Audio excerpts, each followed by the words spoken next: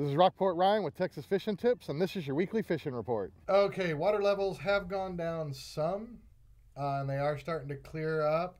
Coming out from the boat ramp there at St. Charles Bay, anywhere down this coastline, we've actually been picking up some decent trout and everything. Again, the reds have been a little harder to find. They've been pushed up more into the grass, but we definitely have been picking up some good trout along this shoreline out here, St. Charles Bay. All of that was actually on top water still, and then going just below the surface.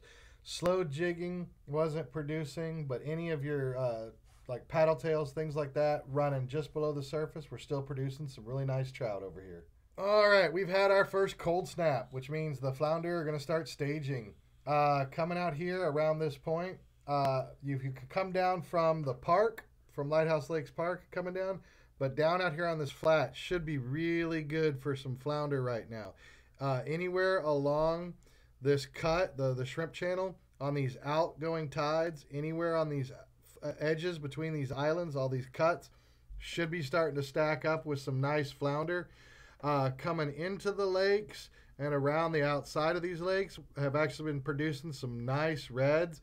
You'll be following them up into these channels and everything, but a lot of topwater action hitting into some reds back in Lighthouse Lakes, and then the flounder all along the outside and especially around that point down there. Coming down here by Sunray Road, coming out into these cuts, up onto these flats and everything, are also producing some nice reds. This deeper water is still stacking up with some trout. That's going to be a place to hit.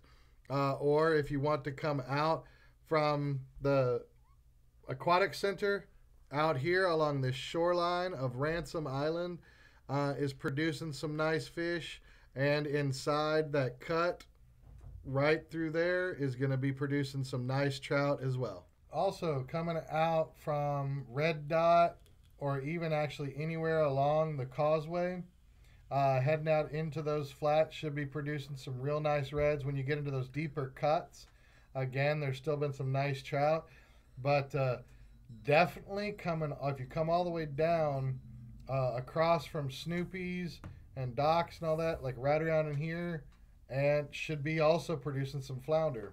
As I said, that first cold snap is what starts getting those flounder staged. And so if you've really been wanting some flounder, now the time to get at them. What you're going to be using for that is going to be just bouncing down along the bottom. I normally throw about a 1/8 ounce jig head.